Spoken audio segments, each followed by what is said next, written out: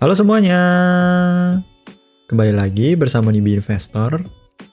Di video kali ini, kita akan belajar investasi syariah yang bisa menjadi salah satu alternatif investasi kamu, yaitu sukuk tabungan seri ke-7. Sebelumnya, kamu bisa support channel Nibi Investor dengan klik like, share, dan subscribe ya. Terima kasih. Nah, sebetulnya apa sih sukuk tabungan? Sukuk tabungan adalah produk investasi berbasis syariah yang diterbitkan oleh negara. Sehingga keamanan investasinya 100% dijamin oleh negara karena pembayarannya sudah masuk dalam APBN. Lebih jauh tentang syariah. Struktur akad yang digunakan dalam penerbitan sukuk tabungan adalah struktur akad wakalah. Struktur akad ini mengacu pada fatwa DSN MUI nomor 95 tahun 2014 tentang SBSN wakalah.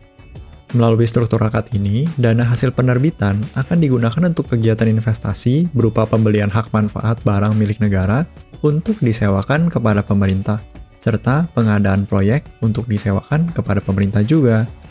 Imbalannya berasal dari keuntungan hasil kegiatan investasi tersebut, yang berupa uang sewa.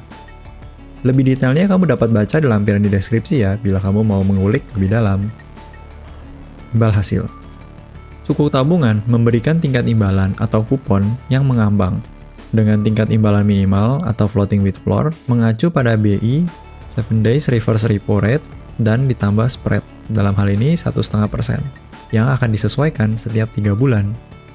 Nah, perlu dicatatkan, ini adalah minimal imbal hasil. Jadi, bila 7 days reverse repo rate-nya turun ke 3%, dari sekarang 4%, maka imbal hasilnya akan tetap 5,5%. Tetapi, bila ada kenaikan, misalnya menjadi 4,5% dari sebelumnya 4%, maka imbal sukuk tabungan seri 7 menjadi 4,5% ditambah 1,5%, yaitu 6% per tahun. Nah, kita coba simulasi sedikit ya. Misalnya, kita berinvestasi 10 juta rupiah pada sukuk tabungan seri ke-7. Maka, setiap bulannya kamu akan mendapat 10 juta pokok investasi kamu dikalikan dengan 5,5% imbal hasil atau kuponnya, dikali 85% dipotong pajak 15%. Jadi kurang lebih kamu akan mendapat Rp467.500 per tahunnya.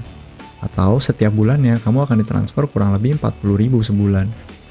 Walaupun memang terlihat kecil, tapi bila dibandingkan dengan bunga deposito bank-bank besar seperti BCA, BRI, Mandiri yang berada di kisaran 3-4%, akan menjadi lebih menarik imbal hasil yang diberikan oleh sukuk tabungan ini. Dan akan berbeda cerita kalau kamu menambahkan 00 di belakang investasi yang kamu masukkan. Belum lagi, ini investasi yang sudah syariah loh. Nah, kalau kamu penasaran untuk investasi, ini timeline dari pembukaan sukuk tabungan.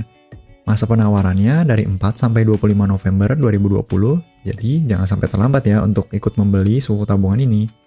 Karena setelah lewat tanggal penawaran, kamu udah nggak bisa lagi berinvestasi di instrumen ini. Karena berbeda dengan ORI atau sukuk retail, produk ini tidak diperjualkan lagi di pasar sekunder.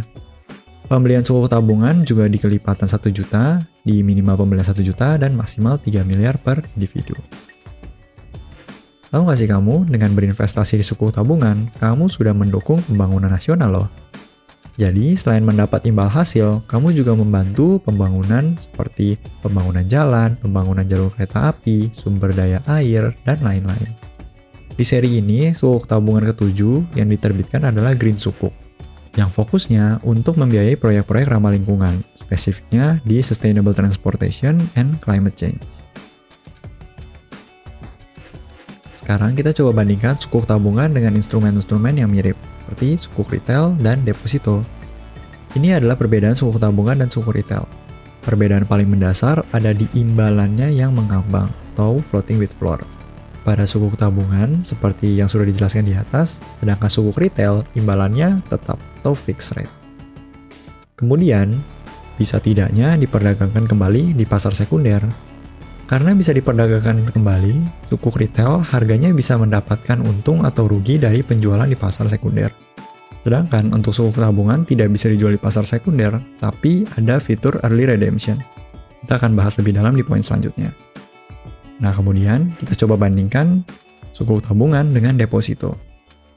Yang pertama dari sisi pajak, sukuk tabungan itu lebih rendah pajaknya, yaitu 15% dibandingkan dengan deposito 20%.